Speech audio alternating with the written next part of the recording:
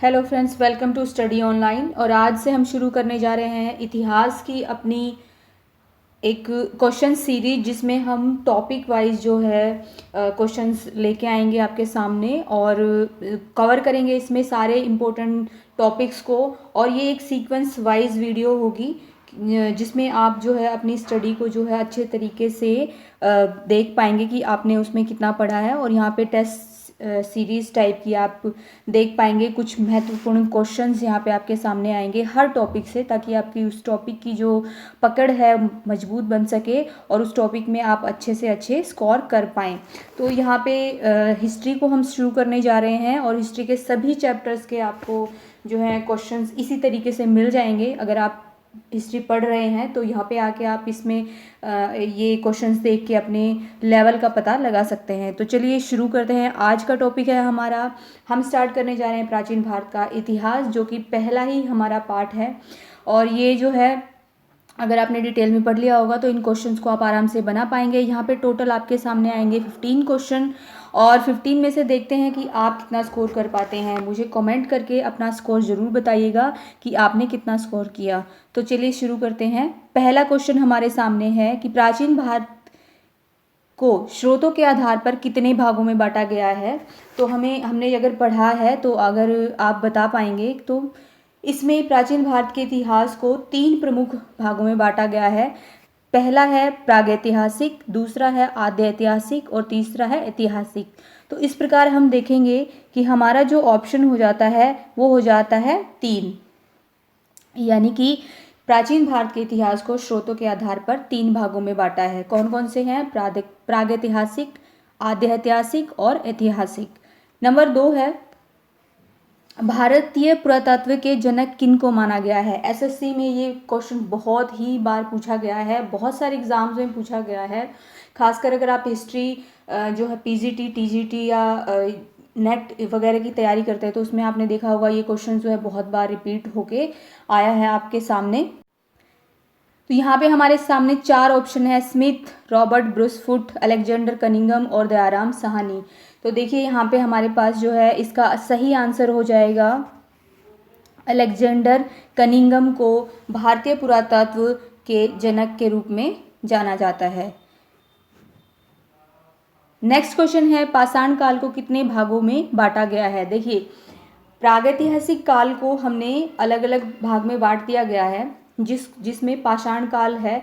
पाषाण काल को भी हमने आगे फर्दर जो है टुकड़ों में डिवाइड कर दिया गया है। तो इसको जो है हमने बांटा है कुल 3 भागों में। तो यहाँ पे ऑप्शन नंबर 2 हमारा हो जाएगा। अब वो 3 भाग कौन कौन से हैं पाषाण काल के? नंबर 1 है पुरापाषाण, नंबर 2 है मध्यपाषाण और नंबर 3 है नवपाषाण।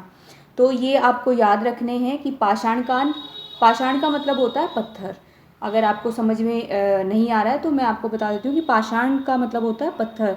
तो जो हमारा पाषाण काल है उसको हमने 3 फर्दर भागों में बांटा है: पुरापाषाण, मध्यपाषाण और नवपाषाण। नेक्स्ट जो क्वेश्चन है हमारा वो है माइक्रोलिथ किस काल में पाए गए हैं। देखिए जो अभी मैंने 3 काल बताए आपको, पुरापाषाण, मध्यपाषाण, नवपाषाण, उसी में से पूछा गया है कि माइक्रोलिथ जो है वो कौन से काल में पाए गए हैं।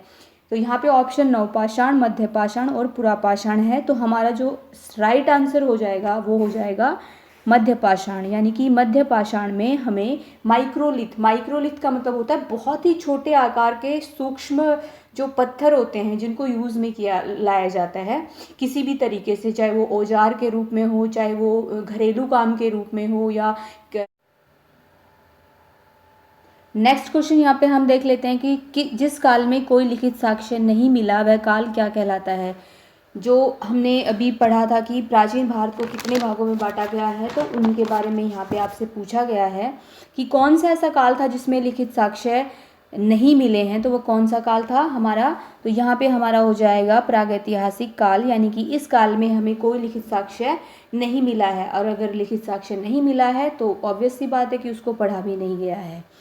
नेक्स्ट जो क्वेश्चन है वो है हड़प्पा सभ्यता को कौन से काल में देखा गया है। देखिए ये क्वेश्चन बहुत बार पूछा गया है, आपको हड़प्पा सभ्यता वाले चैप्टर में भी ये मिल जाएगा और ये यहाँ पे भी मिल जाएगा, क्योंकि इसको प्राचीन भारत के इतिहास से हम जोड़ के पढ़ते हैं। तो हड़प्पा सभ्यता कौन से काल में गिनी जाती है? तो ये ये जो है ये गिनी जाती है आद्य ऐतिहासिक काल में। ऐसा क्यों है? क्योंकि देखिए यहाँ पे 3 काल हैं, प्रागैतिहासिक, आद्य ऐतिहासिक और ऐतिहासिक। इनके डिफरेंस को हम समझते हैं। प्रागैतिहासिक वो काल है जिसमें हमें लिखित साक्ष्य नहीं मिले हैं, और आद्य ऐतिहासिक काल वो काल है जिसमें हमें लिखित साक्ष्य तो मिले हैं लेकिन उनको अभी तक पढ़ा नहीं गया है। और ऐतिहासिक काल वो है जिसमें हमें लिखित साक्ष्य भी मिले हैं और उनको पढ़ा भी गया है। तो यहाँ पे हम देखेंगे हड़प्पा सभ्यता में हमें बहुत सारे साक्ष्य मिले हैं लेकिन अभी तक उनको पढ़ा नहीं गया है। तो यहाँ पे हमारा ऑप्शन हो जाता है करेक्ट, कौन सा? आद्य ऐतिहासिक काल। नेक्स्ट क्वेश्चन है, जैन एवं बौद्ध साहित्य को प्राचीन भारत के कौन से भाग में पढ़ा गया है? मैंने अभी अभी डिस्कस किया आपके साथ कि जैन साहित्य और बौद्ध साहित्य यानी कि ये वो साहित्य हैं जिसमें हमें लिखित साक्ष्य भी मिला है और जिनको पढ़ा भी गया है। तो ये हमारा आ जाएगा कौन से काल में? ऐतिहासिक काल में। अगर इसमें आपको एक ऑप्शन और भी दे देता है कि वैदिक काल को कौन से काल में गिना जाएगा, तो वो भी हमारा ऐतिहासिक काल होगा, क्योंकि उसमें भी हमें लिखित साक्ष्य मिले हैं, जैसे कि वेद हो गए, पुराण हो गए, सबके सब जो है उसी काल में लिखे गए थे। तो ऐतिहासिक काल में वो सभी चीज़ें जो हमें लिखित में मिली हैं और उनको पढ़ा भी गया है। नेक्स्ट क्वेश्चन है, पाषाण काल के कौन से काल में स्थायी निवास देखे गए हैं? देखिए जब भी प्रमुख खोजों की बात आती है ये बहुत ही इम्पोर्टेंट हो जाता है कि कौन से काल में क्या चीज़ मिली है, कौन सी चीज़ कहाँ से मिली है, और उसको जो है प्रेजेंट से रिलेवेंट करके देखा गया है कि कौन से राज्य में मिली है। ये भी बहुत बार पूछा गया है, ठीक है। तो यहाँ पे हम काल की बात कर रहे हैं कि पाषाण काल के कौन से काल में स्थायी निवास देखे गए हैं। तो यहाँ पे हमारे पास ऑप्शन जो है वो करेक्ट हो जाएगा, स्थायी निवास देखे गए हैं कहाँ पे? नवपाषाण काल में। देखिए पहले जो पुरापाषाण काल था उसमें जो मानव था वो एक आखेटक के रूप में, आखेटक यानी कि जिसको हम शिकारी कह सकते हैं, बस उसी के रूप में उसको देखा गया है।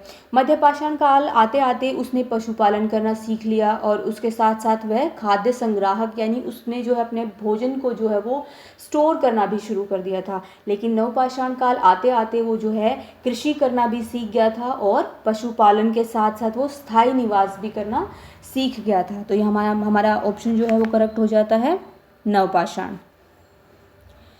प्रागैतिहासिक काल का अध्ययन किसने शुरू किया था? तो प्रागैतिहासिक काल का जो अध्ययन था वो शुरू किया था रॉबर्ट ब्रूसफुट ने। अभी हमने थोड़ी देर पहले डिस्कस किया था कि भारतीय पुरातत्व के जो जनक है वो अलेक्जेंडर कनिंघम है। तो यहाँ पे प्रागैतिहासिक काल का अध्ययन किसने शुरू किया? रॉबर्ट ब्रूसफुट ने। ये भी क्वेश्चन बहुत बार पूछा गया है।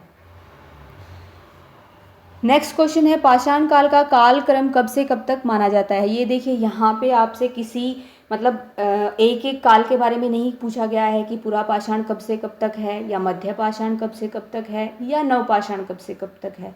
यहाँ पे आपसे क्वेश्चन पूछा गया है कि पाषाण काल का कालक्रम कब से कब तक है, यानी कि हमें पूरा कालक्रम उसका स्टार्ट जब से वो शुरू हुआ तब तक हमें देखने को मिलता है, वो हमें बताना है। तो इसका जो राइट आंसर हो जाएगा वो हो जाएगा 25,000 ईसा पूर्व से लेकर 1,000 ईसा पूर्व तक पाषाण काल का कालक्रम माना जाता है।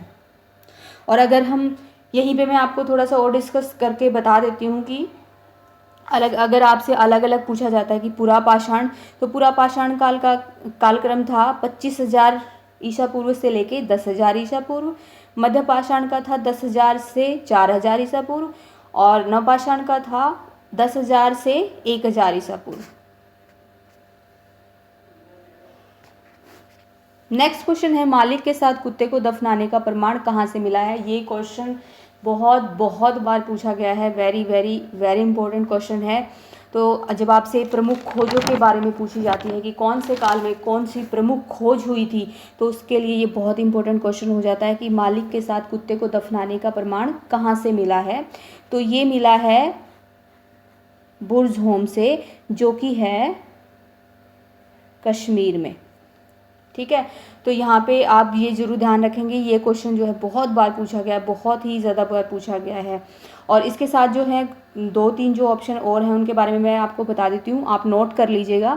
भीमबेटका जो है ये एमपी में है, ये एमपी में है।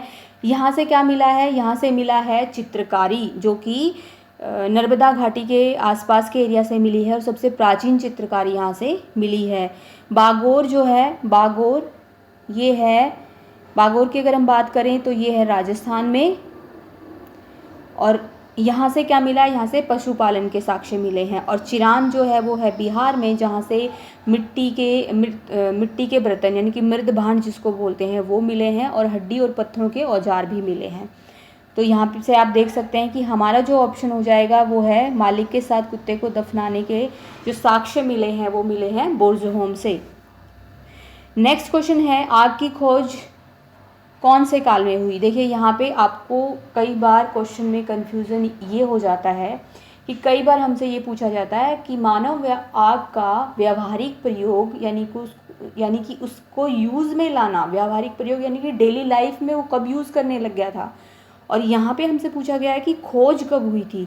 तो इस चीज़ में कंफ्यूज नहीं होना है। अगर हमसे खोज की बात की जाएगी तो वो हो जाएगा हमारा पूरा पाषाण। अगर व्यावहारिक की बात की जाएगी तो वो हो जाएगा हमारा मध्य पाषाण। तो इन चीज़ों में कभी भी कंफ्यूजन में नहीं आना है। नेक्स्ट क्वेश्चन है, मानव द्वारा प्रयोग में लाया गया पहला हथियार कौन सा था। ये कुछ अलग मतलब क्वेश्चन पूछे जाते हैं कि खोजों से रिलेटेड कि सबसे पहले कौन सा हथियार जो है मानव द्वारा प्रयोग में लाया गया था। तो यहाँ पे हमारा ऑप्शन हो जाएगा सही, कुल्हाड़ी। नेक्स्ट क्वेश्चन है, मानव द्वारा प्रयोग की गई पहली धातु कौन सी थी। तो यहाँ पे सबसे पहली धातु जो थी वो मानव द्वारा जो प्रयोग की गई थी वो थी तांबा। यहाँ पे आपको कंफ्यूजन नहीं होना है, सबसे पहले जो धातु प्रयोग की गई थी वो थी तांबा। नेक्स्ट क्वेश्चन है, मानव द्वारा किस जानवर को पहला पालतू पशु बनाया गया था। इसमें भी लोग बहुत सारे कंफ्यूज होके जो है अलग अलग आंसर दे आते हैं। कोई घोड़ा दे आता है आंसर, कोई कुछ। तो आप इसमें भी कंफ्यूज ना होइए। यहाँ पे हमारा ऑप्शन हो जाएगा कुत्ता। कुत्ता वो पहला जानवर था जिसको जो है मानव ने अपना एक पालतू जानवर बनाया था। वो भी इस पर्पज़ से क्योंकि जब वो कृषि करना शुरू करता है तो कहीं ना कहीं जो जंगली कुछ जानवर होते थे वो उसकी कृषि को जो है हानि पहुंचाने की कोशिश करते थे। उनके लिए जो है या अपनी सुरक्षा के लिए कहें तो कहीं ना कहीं इन दोनों चीज़ों के लिए उसने जो है वो कुत्ते को अपना पालतू जानवर बनाया, और यही है आपका राइट आंसर। तो ये थी हमारी टॉप 15 क्वेश्चन की एक सीरीज, जो कि आपका प्राचीन भारत का जो पहला चैप्टर है उसको पूरे को कवर करती है। इसके अलावा भी अगर आपने कोई क्वेश्चन इसमें देखे हैं तो आप कमेंट करके ज़रूर बताइएगा। क्वेश्चन सीरीज़ कैसी लगी, आप टॉपिक पढ़िए, उसके बाद यहाँ पे आके इस क्वेश्चन सीरीज़ को लगाइए। आपको पता चलेगा कि आपकी जो तैयारी है इस टॉपिक में कितनी हो गई है। तो नेक्स्ट जो है टॉपिक हमारा रहेगा सिंधु घाटी की सभ्यता, और उसके बारे में हम सारे इंपॉर्टेंट क्वेश्चन जो हैं वो डिस्कस करेंगे। आप ज़्यादा से ज़्यादा उसको पढ़िए और यहाँ पे आके उनके क्वेश्चन को सॉल्व कीजिए। आपके सामने जल्दी ही आ जाएगी वो सीरीज़ भी। तो आपके एग्ज़ाम के लिए आपको best of luck, stay healthy.